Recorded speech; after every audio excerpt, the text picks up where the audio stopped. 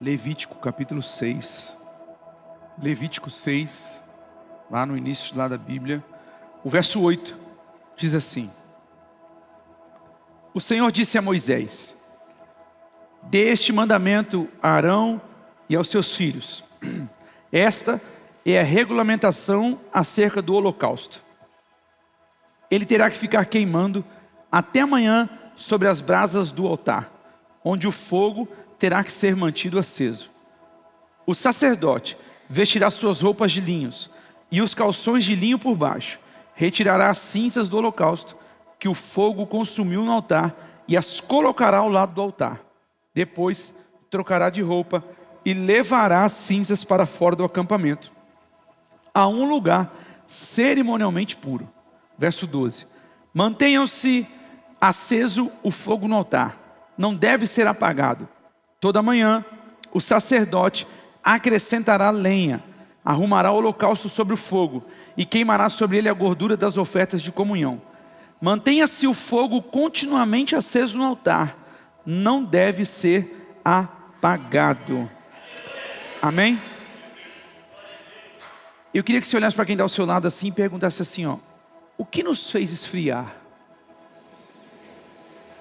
Amém? Ou talvez seria, o que nos fez apagar? Eu devia ter falado apagar, em vez de esfriar, O que nos fez esfriar? O que nos fez apagar? Meus amados, o tema da nossa conferência no dia 28 de maio é Reacende a Chama.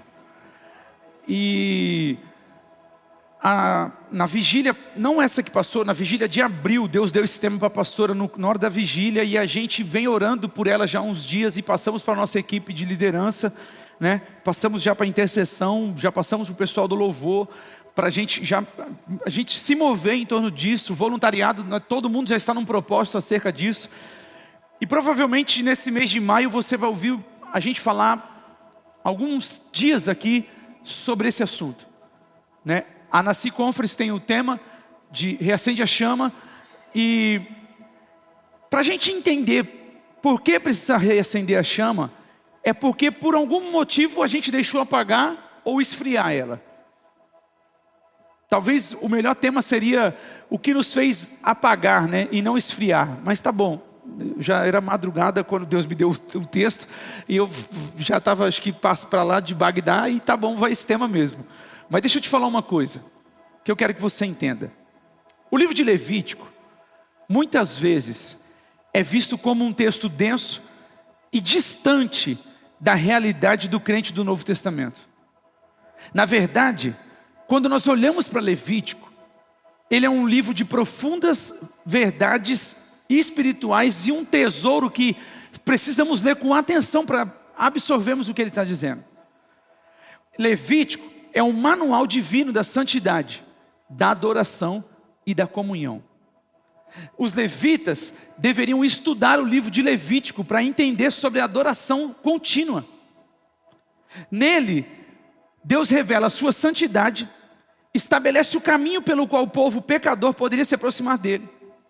E o trecho de Levítico 6, do 8 ao 13, nos oferece uma visão privilegiada da rotina do altar do holocausto. Preste atenção, Nasci. Isso não era uma tarefa comum.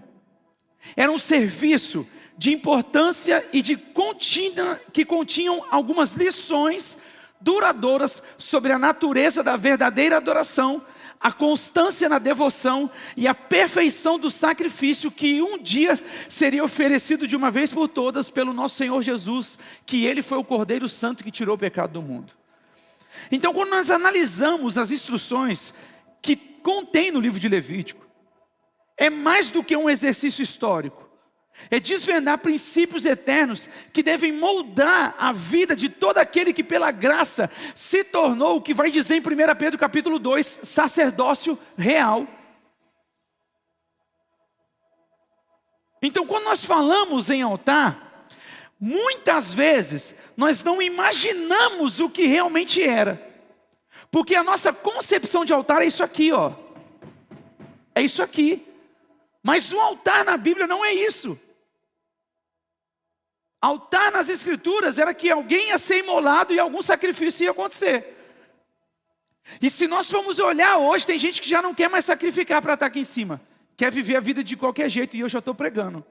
Quer fazer qualquer coisa, quer estar de qualquer forma e quer estar aqui em cima. Se altar é sacrifício, nós consideramos que isso é altar, então a gente precisa rever como a gente está subindo aqui em cima. No Antigo Testamento, o culto era ministrado num tabernáculo, em forma de tenda, e o altar ficava do lado de fora, onde o sacrifício era oferecido ao Senhor. Somente depois de oferecido o holocausto no altar, então o sacerdote entrava no santuário para apresentar o sangue, representando o perdão dos pecados. Esse altar era todo revestido de bronze. Era um lugar de muito trabalho para os levitas e sacerdotes, porque eles precisavam limpar todo o animal. Esse altar era onde os sacrifícios de animais eram feitos, era onde acendia o fogo, eles limpavam e repetiam isso diariamente. Era sacrificante, irmão, tinha que estar ali limpando todos os dias. A dedicação dos ministros cuidando do altar deveria ser incansável e permanente. A passagem que a gente leu se concentra em olá, que é a oferta queimada, o holocausto. Este era um sacrifício único, pois era inteiramente consumido sobre o altar, com exceção da pele. Então preste atenção, para eles oferecerem um animal, eles tinham que tirar toda a pele. Isso simbolizava uma dedicação total e completa consagração a Deus. O cheiro suave que subia do altar era uma representação da aceitação divina daquela adoração. E aí o verso 8 vai dizer assim, ó: disse mais o Senhor a Moisés: dá a ordem a Arão e aos seus filhos, dizendo: esta é a lei do holocausto.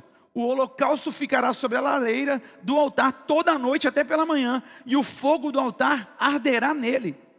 Gente, a instrução começa com uma ordem direta e solene. Qual? A primeira e mais crucial responsabilidade do sacerdote era o seguinte, em relação ao holocausto: você precisa garantir que o fogo jamais se apague. Deus estava dizendo, Marcão, para o sacerdote: você precisa garantir que o fogo fica queimando. Gente, a tarefa do sacerdote era o seguinte: você precisa manter a chama acesa. Não pode apagar, não pode esfriar, ela precisa ficar acesa, queimando. O saque para quê? Para a constância da necessidade da expiação e da adoração ao Senhor. Gente, deixa eu falar para vocês uma coisa: a comunhão com Deus não era um evento esporádico.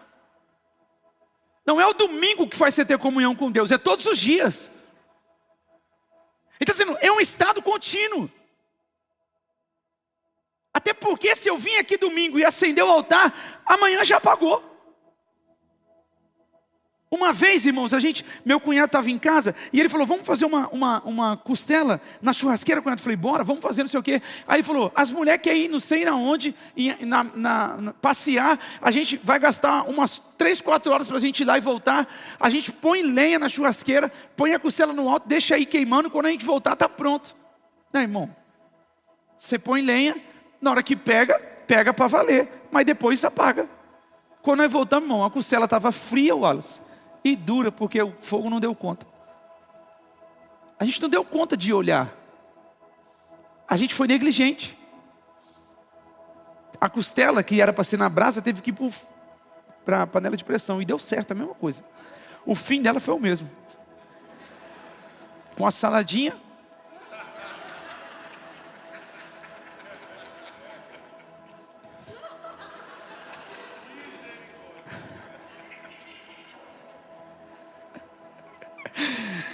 Então, por que o senhor está falando isso, pastor? Mesmo durante a escuridão da noite, quando todo mundo estava dormindo, gente, o fogo no altar testificava que o caminho para Deus estava aberto através do sacrifício.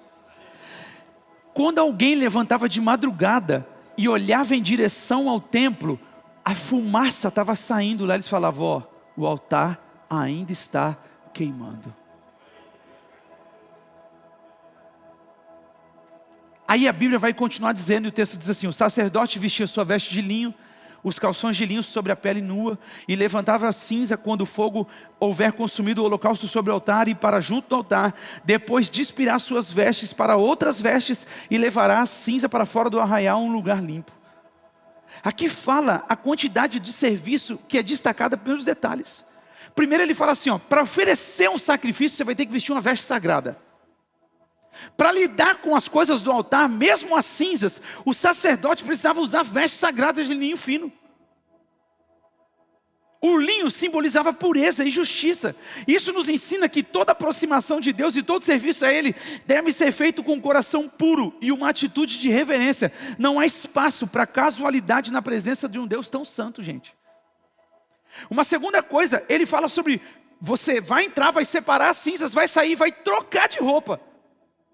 Para levar as cinzas para fora do arraial, o sacerdote trocava suas vestes sagradas. Essa é a distinção entre o sagrado e o comum, é fundamental.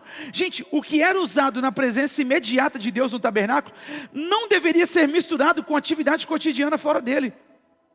Isso mostra e estabelece um princípio, qual, pastor? Da separação e a santidade. O sacerdote apresentava uma oferta. Quando ele recolhia aquelas cinzas, que ele saía para fora, ele trocava de roupa e entregava essas cinzas num local. Quando ele ia voltar novamente para fazer isso de novo, ele tinha que se lavar, se trocar e entrar de novo com outra roupa.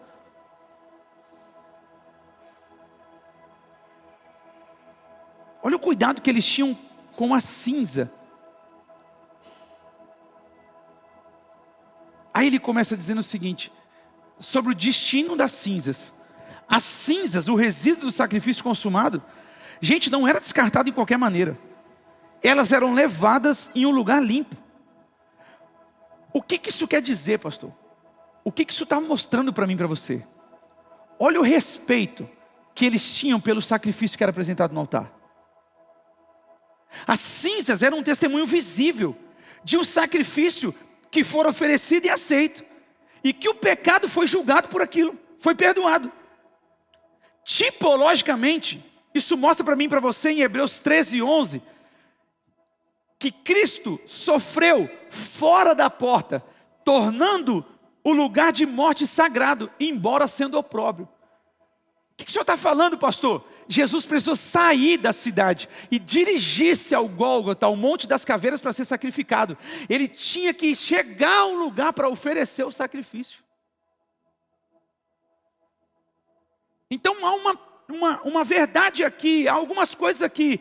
Qual, pastor? Que não é para oferecer de qualquer jeito. Quando nós falamos sobre reacender a chama, o que fez a gente esfriar? É porque muitas vezes a gente está fazendo no automático de qualquer jeito. E eu não estou aqui, gente, presta atenção, gente, eu não quero conduzir você e nem a mim, e nós nos tornarmos religiosos ao extremos, e falar, não, mas tem que ser assim, tem que ser assim. Eu não é, Abigail, sobre religiosidade, Juan, é sobre uma vida de devoção a Deus. Religiosidade não leva ninguém para o céu. Usar a roupa até aqui, mas a língua fica desse tamanho para fora. Porque o cabelo tem que dar não sei na onde, mas a língua é desse tamanho para o lado de fora. Não pode rapar nada, não pode fazer nada, mas fala mal de todo mundo pelas costas. Não é sobre religiosidade que eu estou falando sobre devoção, eu estou falando sobre adoração, sobre rendermos graça ao Senhor. Gente, a gente vem para o culto e divide a nossa adoração com Deus com o nosso celular.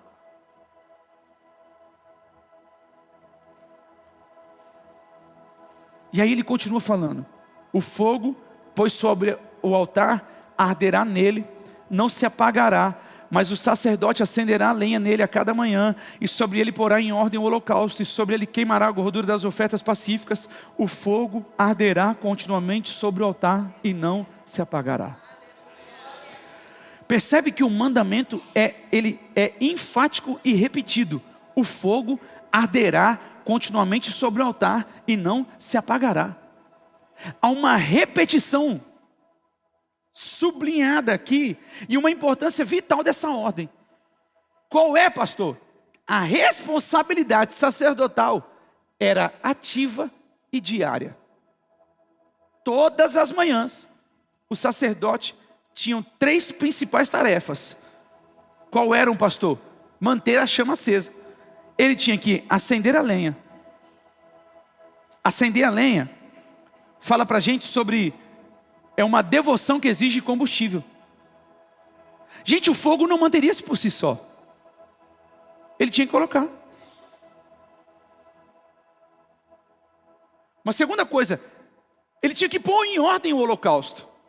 A adoração deve ser ordeira e preparada. Não é caótica, improvisada. Ele tinha que preparar, fazer tudo direitinho. E uma terceira, queimar gorduras das ofertas pacíficas. Outras ofertas eram adicionadas ao fogo do holocausto, mostrando que toda adoração a Deus se baseava no sacrifício fundamental e dedicação total.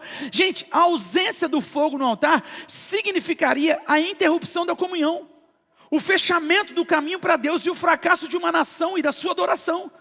Gente, todas as vezes que eles olhavam para o templo, que eles olhavam para a tenda, eles viam uma fumaça saindo e falavam: o altar está aceso, o altar está aceso, o altar está aceso, o altar está aceso. Essa chama perpétua era o coração pulsante da vida espiritual de Israel. Como é que está a chama no nosso coração?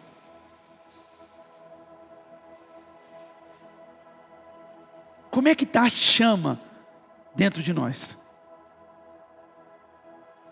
Existe algo perigoso que pode acontecer sem fazer barulho.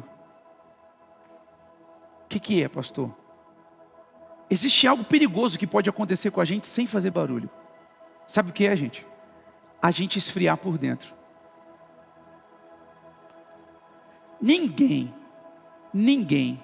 acorda de um dia para o outro distante de Deus. Ninguém perde a chama numa noite. Ninguém deixa de amar a presença repentinamente. Não quero mais. Gente, o fogo não apaga em explosão. Ele apaga em silêncio. Vai enfraquecendo. Você não ora. Você não lê a Bíblia. Você não busca Deus. O fogo vai enfraquecendo. E você vai falando: não, isso aqui... Vai deixando aí. Primeiro a oração diminui. Depois a fome pela palavra vai sumindo. Depois a adoração vai virando rotina. Depois servir já pesa. Depois a presença já não é prioridade. E quando a gente percebe, ainda estamos na igreja, ainda estamos frequentando o culto, ainda sorrimos para as pessoas, mas a chama não é mais a mesma. Deus nos trouxe aqui essa manhã para dizer o seguinte: eu não vim condenar vocês, eu vim despertar vocês para reacender a chama. A minha pergunta aqui essa manhã não é se você já teve fogo. A minha pergunta aqui é: o que fez a gente esfriar? Por que esfriamos? Por que apagamos? Eu falei aqui na quinta, gente. Eu não sou contra terapeuta, irmão. Até porque eu também já fui psicólogo. Já passei, se precisar passar novamente, passo numa boa. Mas a gente relativizou algumas coisas. Estou com essa situação, procura um psicólogo. Estou com essa situação, procura um terapeuta familiar. Estou com essa situação. Não, cara. Primeira coisa, antes de fazer qualquer... Bate o joelho no chão e fala: Deus, o que eu preciso fazer? Onde está o BO? Eu vou procurar ajuda, Deus, mas onde me mostra o Senhor primeiro? Gente, nós vivemos uma geração. Olha aqui para mim. Nós vivemos uma geração com maior acesso da história. Antigamente, você ia viajar, você tirava foto numa câmera com filme de 12, de 24 e 36, e depois que você voltava de viagem, depois de 3 dias que você sabia se aquelas fotos ficaram boas ou não.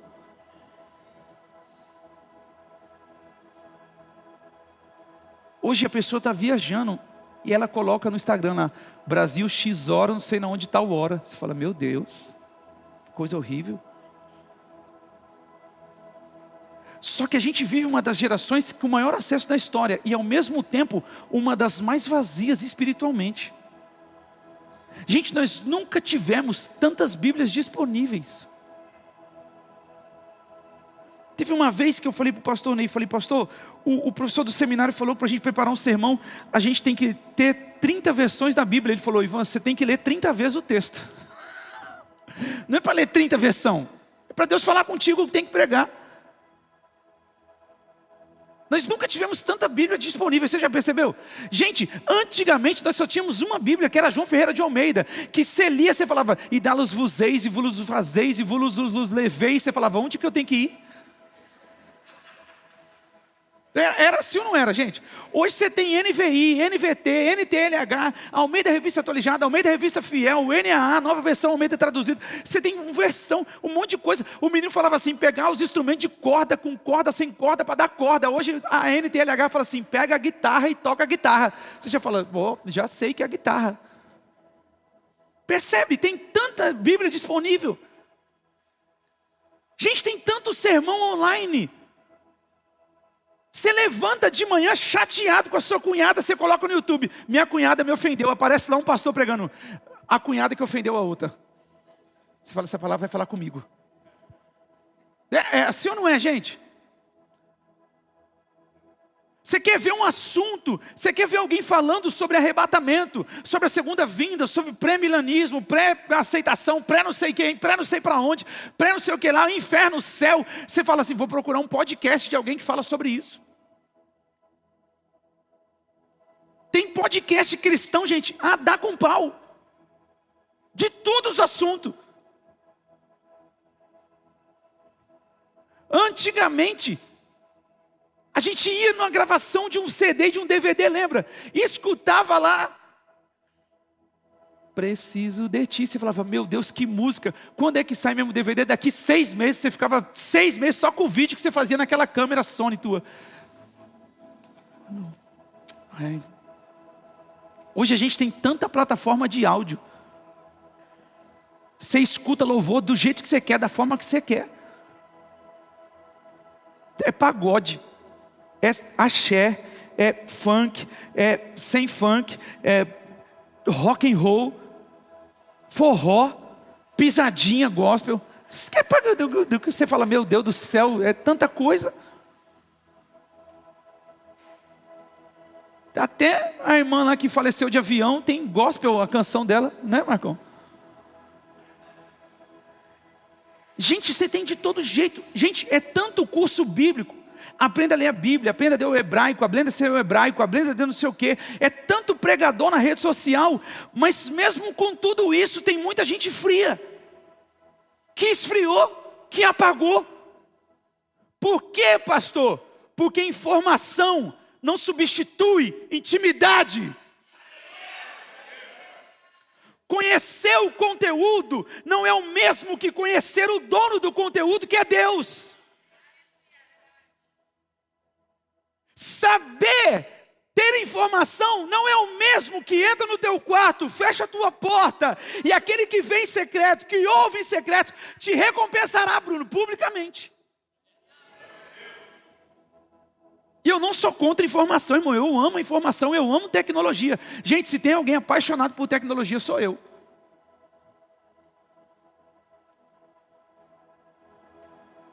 Pastor, o que fez a gente esfriar? O que tornou a gente frio?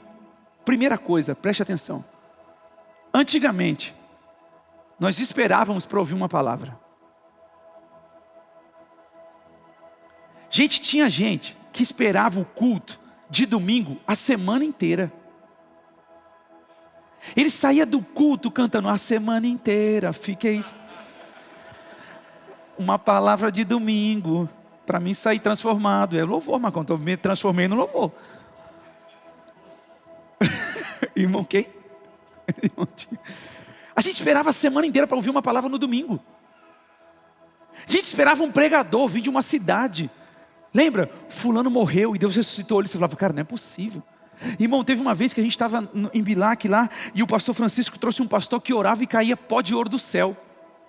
Caiu pó de ouro do céu. Não, por quê? Porque o cara ficava orando, a gente ficava assim, o Wallace. Ninguém orava, só ficava olhando para o teto da igreja. Não, irmão, se todo mundo entrasse no mistério e entrar na oração, provavelmente o ouro ia cair do céu, mas ficou todo mundo olhando. Não vai cair ouro não aqui. Ficava esperando. Esperava um congresso. E que era congresso, né? Hoje é conferência, mas era congresso. Quem é do congresso das irmãs aqui? Levanta a mão, deixa eu ver as irmãs aí. Levanta, congresso dos varões. Congresso da mocidade, né? Era tudo isso aí, né? Vestia todo mundo rosa, saia preta. Os irmãos, camisa rosa e calça preta. Ou não, tudo de preto e a gravata rosa. A gente tinha que ficar combinando com as irmãs, né? Não era assim. A gente esperava um congresso anual. Não, cara, o congresso...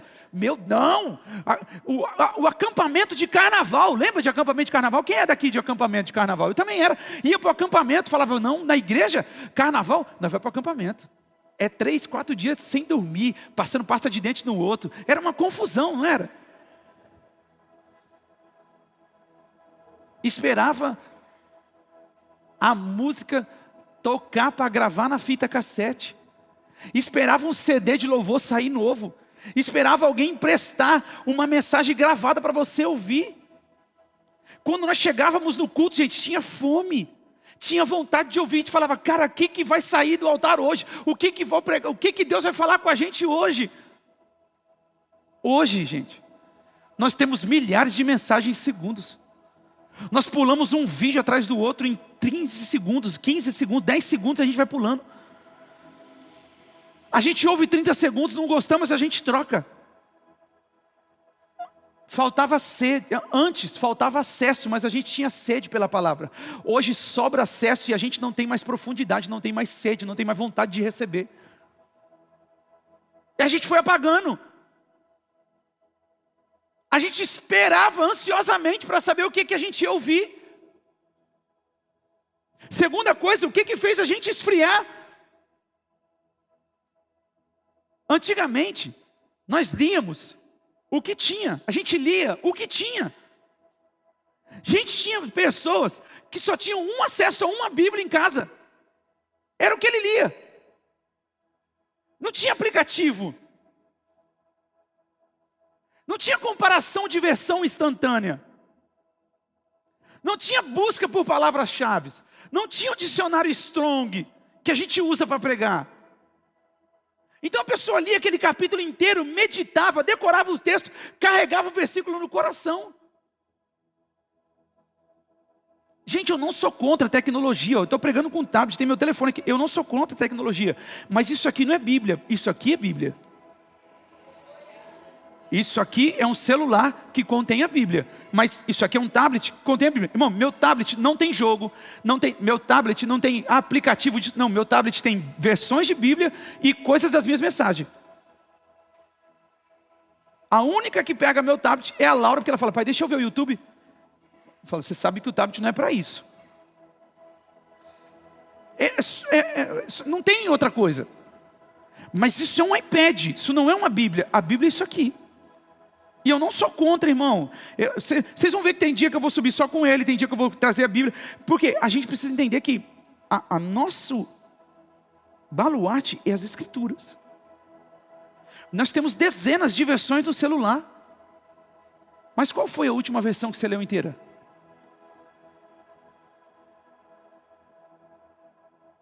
Porque antigamente a gente falava, a João Ferreira de Almeida é muito difícil. Você tem a NVT hoje, irmão, que já é com português atualizado. As novas regras do português, que tirou o acento do ideia, aquelas coisas, já é o português atualizado. E você leu ela já alguma vez? Nós sabemos procurar versículos rápidos, mas a gente não conhece o texto. A gente tem muita consulta bíblica, mas pouca meditação. Deixa eu te falar uma verdade. Não é você que precisa ler a Bíblia. Você precisa deixar ela ler você. Você precisa sentar e falar, o que o Senhor quer falar comigo?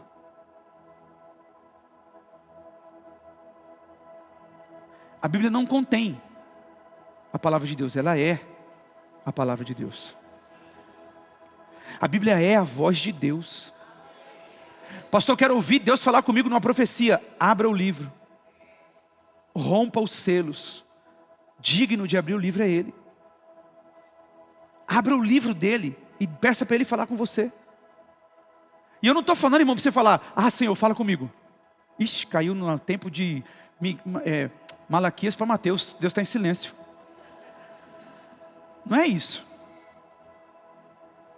Eu falei, eu vou ler esse texto, Deus vai falar comigo. Eu vou meditar. Levanta de manhã, irmão. Pega um texto bíblico, escreve num post-it, põe no bolso. Toda hora que você colocar a mão no bolso, você lê aquele texto e bota de novo no bolso. Você bebe dessa palavra, bebe desse texto. A gente tem muita consulta e pouca medicação. Isso acabou que a gente começou esfriando. Pastor, o senhor está sendo aí saudosista, pastor, falando só de antigamente. Não, irmão, eu estou querendo reacender a chama em você de novo. Terceira coisa que fez a gente esfriar. Antigamente, gente, o silêncio era mais comum. Gente, havia menos barulho, havia menos tela, menos notificação, menos ansiedade digital, menos comparação constante. As pessoas conseguiam pensar, refletir. Elas conseguiam orar caminhando. Conseguimos ficar em silêncio diante de Deus. Hoje, o silêncio incomoda muita gente. Você já viu que tem gente que não consegue ficar em silêncio? E eu não estou dizendo que ela fica falando, irmão. Estou dizendo que ou ela deixa uma TV ligada, ou ela deixa um som ligado, ou ela faz não sei o quê. Tem gente que dorme com o vídeo ligado. Tem gente que dorme com barulho de chuva, aí acorda desesperado, falando, a roupa no varal! É o celular que ela colocou para ver o barulho da chuva. Olha que loucura. É um meme isso aí, mas é uma verdade. E quando não tinha celular, YouTube com barulho de chuva, você não dormia? Percebe que a gente está com muita coisa acelerada na cabeça? Gente, nós já acordamos olhando o celular. A gente vive reagindo a estímulos que recebemos. Quem não suporta o silêncio, gente, dificilmente sustenta o secreto. Olha aqui para mim. Quem não suporta o silêncio, dificilmente sustenta o secreto. Porque tem hora que Deus fica calado. Tem hora que você ajoelha para orar, gente, você não sente um arrepio, você não sente um calafrio, você não sente nada, você fala, Deus, o Senhor está aqui, e Ele não responde. Mas você fala, eu sei que Ele está, porque Ele está em todo lugar. Quarta coisa que fez a gente esfriar. Antigamente, o testemunho valia mais que a aparência. Gente, as pessoas eram conhecidas mais pelo caráter do que pela imagem online. Hoje tem muita gente que parece forte nas redes, mas quebrado por dentro. Postam frases de fé, mas não conseguem orar 5 minutos. Publicam um versículo, mas não vivem o texto. Nós estamos na era da exposição sem profundidade.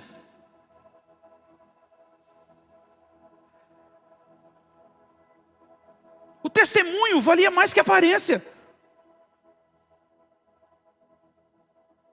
Você e eu conhece alguém que a pessoa falava, fulano, não, velho, esse cara aí é santo, não brinca com isso não. Esse cara é santidade em pessoa. Hoje a gente acha o santo aquele que está na rede social impactando um monte de coisa. Vou correr por conta da nossa hora. O que fez a gente esfriar? A quinta coisa, muita informação e pouco conhecimento real. Gente, conhecimento bíblico não é acumular frases prontas, é ser transformado. Tem gente que sabe debate teológico, mas não perdoa. Ele sabe discutir a Bíblia, mas ele não perdoa. Ele sabe escatologia, mas não ama o próximo. Sabe os nomes em hebraico, mas não tem fruto do Espírito. 1 Coríntios vai dizer assim, o saber ensoberbece, mas o amor edifica. Informação que não vira obediência endurece o coração. Pastor, o que mais nos esfria? Sexta coisa. Como é que fez a gente esfriar, pastor? A superficialidade constante. Gente, a gente consome muito e pratica pouco. A distração contínua. Sempre estamos conectados com todos e desconectados com Deus. A gente está conectado com todo mundo. Eu falei isso aqui semana passada. Tem gente que não pode ver uma notificação no celular que ele já fica desesperado querendo responder. essa falsa sensação de crescimento. Olha aqui para mim, presta atenção. Nós achamos que por ouvir muito a gente cresce muito. Isso não é verdade. Crescimento é aquilo que você pega, aprende e pratica. A comparação digital, olhamos a vida editada dos outros e perdemos a nossa paz. A pressa, queremos tudo rápido, inclusive processos espirituais. Gente, com Deus não é assim. Deus sabe o que você está passando. Deus viu, mas Ele espera que você fale com Ele e peça uma direção. Então deixa eu te falar uma coisa. O problema não é tecnologia, gente. O problema é quando ela ocupa o lugar da nossa devoção a Deus. O problema não é ter acesso, gente. O problema é confundir acesso com profundidade. O problema não é ouvir mensagens no YouTube, gente. Não tem problema ouvir mensagem no YouTube. O problema é nunca obedecer nenhuma mensagem que a gente ouve. Antigamente faltava recurso, mas sobrava busca. Hoje sobra recurso, mas falta altar. Pastor, o senhor falou aí um monte de coisa. O que eu preciso fazer, pastor, para reacender a chama? O que eu preciso fazer para reacender a chama? Primeira coisa, volte ao primeiro amor. Lembra de onde caíste, arrependa-te e volte às práticas das primeiras obras. Jesus mostra o caminho, gente. Ele está dizendo assim, ó, lembre-se, recorde quando o fogo queimava. Olha para a tua vida e fala, cara, o fogo queimava. Eu vivi um tempo, gente, solteiro, que minha mãe, João, não conseguia limpar meu quarto. Tuca, minha mãe entrava para limpar meu quarto, quando solteiro, e ela começava a chorar e falar em línguas dentro do quarto. E ela falava, eu não consigo mais limpar teu quarto, eu entro lá dentro e fico chorando lá, e tenho que sair de lá de dentro. Eu chegava do trabalho, foi um tempo que eu fiquei 1 ano, eu terminei o ensino fundamental e fiquei 1 ano para ir para a faculdade. Nesse tempo, eu chegava do trabalho, eu saía do trabalho 5h15, 5 alguma coisinha, chegava em casa, tomava um banho, 6 da tarde eu estava de joelho, Dani, ia de 6 às 8 todos os dias, falando em línguas com o Senhor no quarto. Minha mãe não tinha condição de limpar o quarto, ela falava, eu não consigo mais limpar teu quarto. Eu falava, eu não consigo, eu entro aí dentro, me dá um negócio, eu começo a chorar e sentir a presença de Deus. Lembra de quando o fogo queimava? E eu não estou sendo saudosista aqui não, irmão, mas a gente sente falta disso. Irmãos, eu já presenciei a Raquel chegar na casa dela, quando a gente namorava, e ela me ligar e falar, Van, o Senhor, eu entrei aqui em casa, o Senhor me falou, onde é que você estava? Você atrasou 15 minutos hoje do nosso encontro. Sabe, é recordar quando o fogo queimava dentro de nós. É reconhecer. O que é reconhecer, pastor? É admitir que a gente esfriou. Gente, quando a gente olha para alguém e a gente diz o pior cego é aquele que não quer ver, é isso, o pior cego, o pior frio é aquele que não acha que esfriou.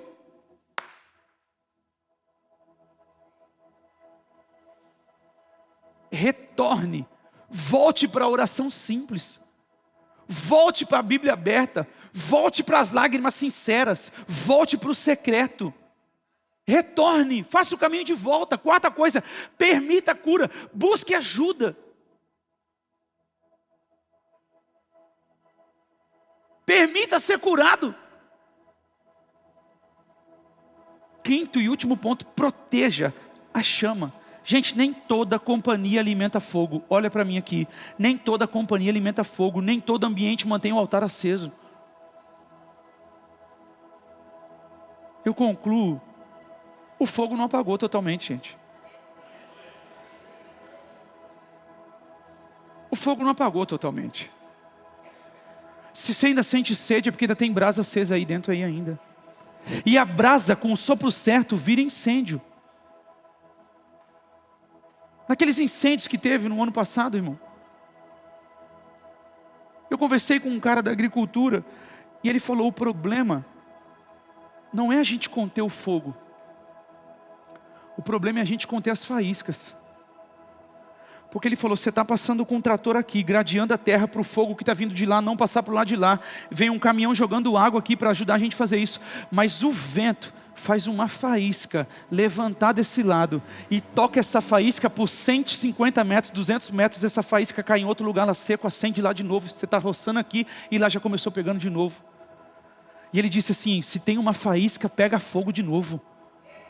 Se tem vento e faísca, pega fogo de novo. É o que eu estou te falando. Com o sopro certo, a brasa incendeia novamente. O Espírito Santo entrou nessa manhã aqui para dizer, eu vim soprar para te acender novamente, para acender você novamente. Não importa se foi distração, se foi cansaço, se foi dor emocional, se foi rotina, Deus ainda reacende vidas essa manhã. 2 Timóteo 2, reavivas o dom de Deus que há em ti.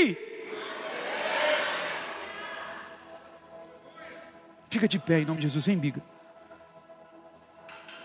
Eu queria que você colocasse a mão no coração.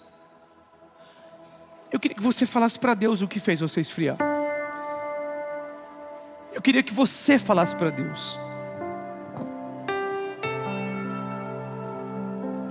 Eu queria que você falasse para o Senhor.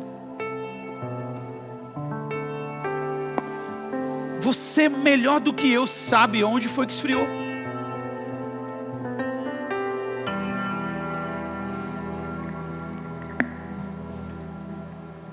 Você melhor do que eu sabe onde foi. Talvez não foi nenhum desses pontos que eu falei. Mas você sabe onde esfriou. Então coloca a mão no teu coração.